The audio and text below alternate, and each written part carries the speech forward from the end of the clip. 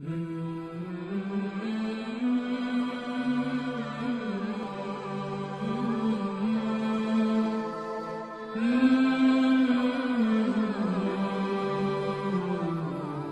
ہردیو حضرت نظام الدین اولیاء کی خدمت میں حاضر ہوا کرتا تھا۔ اس کے ماں باپ بھی دیو گڑھ یعنی دکن سے دہلی آئے تھے اور حضرت محبوب الہی کے دست حق پرست پر بیعت کی تھی۔ خانقاہ کے قریب ہی تینوں کو ایک مکان میں ٹھہرا دیا گیا۔ خسرو خان کی وجہ سے مہندر ہردیو پر ہر وقت خوف کی سی حالت طاری رہتی تھی، یہاں تک کہ وہ چین کی نیند بھی نہیں سو سکتا تھا۔ ایک دن وہ حضرت نظام الدین اولیاء کی خدمت میں حاضر تھا کہ ایک گدڑی پوش فقیر آیا اور سینکڑوں عقیدت مندوں کی موجودگی میں حضرت محبوب الہی کی شان میں نازیبا کلمات ادا کیے۔ حاضرین کے چہروں پر شدید ناگواری کا رنگ ابھر آیا۔ بہت سے خدمتگار غیظ و غضب کے عالم میں کھڑے ہو کر عرض کرنے لگے، سیدی ہمیں حکم دیجیے، ہم اس کی زبان بند کیے دیتے ہیں، اسے بولنے دو۔ حضرت نظام الدین اولیاء نے خدام کے جذباتی مظاہرے کو نظر انداز کرتے ہوئے فرمایا، آخر اسے میری ذات سے کوئی تکلیف تو پہنچی ہوگی، ہم دن رات آپ کی خدمت میں موجود رہتے ہیں۔ ایک خدمتگار نے دستپستہ عرض کیا، ہم نے آج تک اس گدڑی پوش کو خانقاہ میں آتے ہوئے نہیں دیکھا، پھر آپ کی ذات مبارک سے اسے کیا تکلیف پہنچ سکتی ہے؟ یہ میرا اور اس کا معاملہ ہے، تم لوگ درمیان سے ہٹ جاؤ۔ حضرت نظام الدین اولیاء کے لہجے سے ہلکی سی ناگواری جھلک رہی تھی۔ خدمتگار ادب سے سر جھکائے ہوئے بیٹھ گئے۔ مہندر ہردیو نے حیرت سے اپنے پیر و مرشد کی طرف دیکھا۔ جب اس نے خسرو خان کی شرنگیزیوں کا ذکر کیا تھا تو اس وقت بھی حضرت محبوب الہی نے یہی فرمایا تھا، یہ میرا اور خسرو خان کا معاملہ ہے، تم پریشان کیوں ہوتے ہو؟ گدڑی پوش فقیر خدمتگاروں کی مداخلت کے باعث چند لمحوں کے لیے خاموش ہو گیا، لیکن ایک بار پھر حضرت نظام الدین اولیاء کی شان میں گستاخیاں کرنے لگا۔ حضرت محبوب الہی نہایت تحمل اور صبر سے اس کی بے ہودگی کو برداشت کرتے رہے۔ پھر جب وہ برا بھلا کہتے کہتے تھک گیا تو آپ نے گدڑی پوش کو مخاطب کرتے ہوئے فرمایا، اے شخص، تجھے میری ذات سے کیا تکلیف پہنچی ہے؟ تم خود یہاں مجلس سجائے بیٹھے ہو اور میں در بدر مارا مارا پھر رہا ہوں۔ گدڑی پوش نے نہایت تحقیر آمیز لہجے میں کہا، اس میں میرا کیا قصور ہے؟ میں خود یہاں نہیں بیٹھا ہوں، مجھے کسی نے بٹھایا ہے۔ حضرت نظام الدین اولیاء نے تبسم آمیز لہجے میں فرمایا، گدڑی پوش فقیر نے آپ کی بات کا مفہوم ہی نہیں سمجھا اور اسی گستاخانہ لہجے میں کہنے لگا، ساری دنیا نظریں لے کر آ رہی ہے، خانقاہ میں سیم و زر کے انبار ہیں اور مجھے ایک روٹی تک میسر نہیں۔ حضرت نظام الدین اولیاء نے اپنے خادم خواجہ اقبال سے فرمایا، ضرورت مند ہے اور اسے خواہشات کی آگ نے جلا ڈالا ہے، اگر تم سے ہو سکے تو اس آگ کو بجھا ڈالو۔ حضرت خواجہ اقبال اس گدڑی پوش کو لے کر جماعت خانے کی طرف چلے گئے اور حاجت روائی کے بعد اسے رخصت کر دیا۔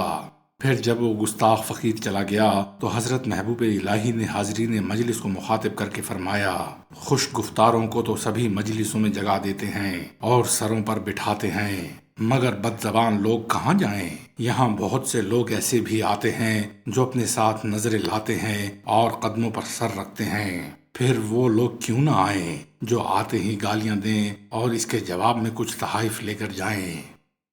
اس کے بعد حضرت نظام الدین اولیاء نے حضرت بہاؤالدین زکریا ملتانی رحمۃ اللہ علیہ کا ذکر کرتے ہوئے فرمایا، ایک بار ان گستاخ لوگوں کی ایک جماعت حضرت شیخ بہاؤالدین زکریا رحمۃ اللہ علیہ کی خدمت میں حاضر ہوئی۔ حضرت شیخ ایسے لوگوں کو پسند نہیں کرتے تھے۔ خدمتگاروں کو خاص ہدایت تھی کہ ایسے لوگوں پر خانقاہ کے دروازے بند رکھے جائیں، پھر بھی کسی نہ کسی طرح گستاخوں کا وہ گروہ خانقاہ کے اندر داخل ہو گیا اور حضرت بہاؤالدین زکریا ملتانی سے بحث کرنے لگا، تمہیں یہاں کس نے بٹھایا ہے کہ تم خدا کے بندوں پر حکومت کرو اور مذہب کی آڑ لے کر عقیدت و ارادت کے بہانے انہیں اپنا غلام بناؤ؟ حضرت بہاؤالدین زکریا ملتانی پہلے ہی ان جیسے لوگوں کو ناپسند کرتے تھے، پھر جب ان گستاخوں کی جماعت نے دریدہ دہنی کا مظاہرہ کیا تو حضرت شیخ نے انتہائی ناخوشگوار لہجے میں فرمایا، میں تمہارے کسی سوال کا جواب دینا پسند نہیں کرتا، بہتر یہی ہے کہ تم لوگ بغیر کسی تاخیر کے میری خانقاہ سے نکل جاؤ۔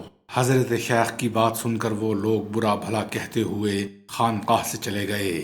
ان کے جاتے ہی حضرت بہاؤالدین زکریا ملتانی نے اپنے خدمتگاروں کو حکم دیا کہ خانقاہ کا دروازہ بند کر دیا جائے۔ حضرت شیخ کے حکم پر عمل کیا گیا تو بے ادب لوگوں کا وہ گروہ کچھ برہم سا ہو گیا۔ وہ بےہودہ لوگ حضرت بہاؤالدین زکریا ملتانی کا نام لے لے کر انتہائی فحش اور نازیبا کلمات ادا کر رہے تھے۔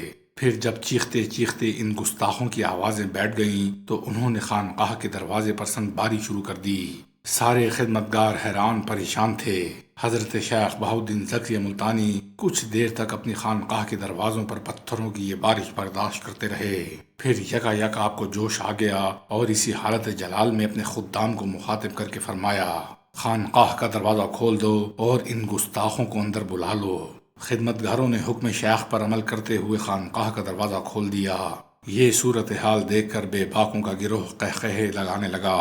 خانقاہ کا دروازہ کھلتے دیکھ کر وہ لوگ اسے اپنی کامیابی سمجھنے لگے۔ تمہیں حضرت شیخ یاد فرما رہے ہیں، ایک خدمتگار نے با آواز بلند کہا، ہمیں معلوم تھا کہ تمہارا شیخ ہماری باتوں کی تاب نہ لا سکے گا۔ ایک گستاخ نے چیخ کر کہا اور اپنے ساتھیوں کو پیچھے آنے کا اشارہ کیا۔ پھر وہ بےہودہ اور مغرور لوگ اس طرح حضرت شیخ بہاؤالدین زکریا ملتانی کی خدمت میں پہنچے کہ ان کے ہاتھوں پر بل پڑے ہوئے تھے اور گردنیں کج تھیں۔ حضرت شیخ نے ان گستاخوں سے نظریں ملائے بغیر فرمایا، اس وقت تم لوگوں نے مجھ سے کیا سوال کیا تھا؟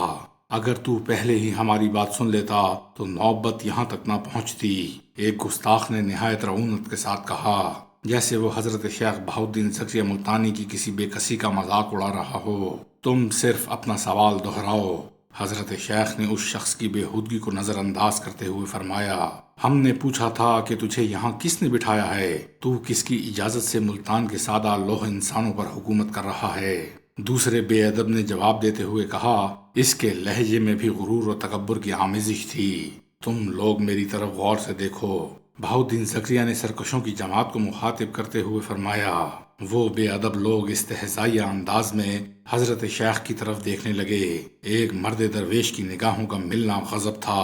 انہیں یوں محسوس ہوا جیسے ان کے جسموں میں برقی رو دوڑ گئی ہو۔ حضرت بہاؤالدین زکریا ملتانی نے انتہائی پرجلال لہجے میں فرمایا، مجھے اس جگہ اپنے وقت کے ایک کامل نے بٹھایا ہے، جن کا نام حضرت شیخ شہاب الدین عمر سہروردی رحمۃ اللہ علیہ ہے۔ ابھی فضا میں حضرت شیخ بہاؤالدین زکریا ملتانی کے الفاظ کی بازگشت موجود تھی کہ سرکشوں کا وہ گروہ آپ کے قدموں میں گر پڑا۔ پھر ان میں سے ہر شخص رو رو کر اپنی گستاخیوں کی معافی مانگنے لگا۔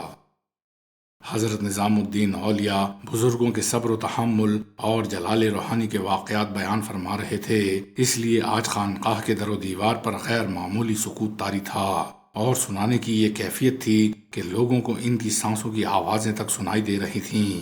پھر جب مجلس درس ختم ہو گئی اور لوگ اپنے اپنے کاموں میں مصروف ہو گئے تو مہندر ہردیو نے ہاتھ جوڑتے ہوئے عرض کیا، اگر حضور اجازت دیں تو میں اپنے ماں باپ کے ساتھ دیو گڑھ دکن چلا جاؤں، کیا تمہیں یہاں کوئی تکلیف ہے؟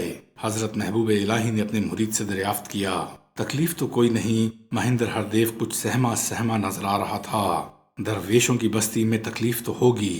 حضرت نظام الدین اولیاء نے مسکراتے ہوئے فرمایا، یہاں وہ عیش و آرام کہاں جو تمہیں دیو گڑھ میں میسر ہے؟ تم وہاں صاحب جاگیر تھے اور یہاں فقیروں کی کوئی ملکیت نہیں۔ حضور، آپ کی وجہ سے یہاں ہر شخص مجھ سے محبت کرتا ہے، گھر کے لوگوں سے بھی زیادہ۔ مہندر ہردیو رک رک کر بول رہا تھا، پھر تم کیوں جانا چاہتے ہو؟ حضرت محبوب الہی نے پوچھا، دراصل بات یہ ہے کہ ہر لمحہ خطرات میں گھرا ہوا ہوں۔ آخر مہندر ہردیو نے اپنے دل کی بات کہہ دی، خسرو خان مجھے کبھی معاف نہیں کرے گا، وہ میری جان بھی لے سکتا ہے۔ اگرچہ حضرت نظام الدین اولیاء نے بارہا اسے مطمئن کرنے کی کوشش کی تھی، لیکن مہندر ہردیو نیا نیا مسلمان ہوا تھا، اس لیے وہ خسرو خان جیسے کینہ پرور انسان سے ہر وقت خوفزدہ رہتا تھا۔ دوسرے یہ کہ دہلی کی سیاسی فضا بھی اتنی لرزخیز تھی کہ بہادر سے بہادر مسلمان بھی اپنے آپ کو غیر محفوظ سمجھ رہا تھا۔ تم دہلی میں رہو یا دیو گڑھ میں، اللہ تمہیں ہر جگہ اپنی پناہ میں رکھے گا۔ حضرت نظام الدین اولیاء نے فرمایا، تم جانا چاہتے ہو تو چلے جاؤ، میری دعائیں تمہارے ساتھ ہیں۔ مہندر ہردیو اور اس کے ماں باپ نے حضرت محبوب الہی کی دست بوسی کی اور پھر یہ تینوں غریب الدیار انسان اپنے آبائی وطن کی طرف لوٹ گئے۔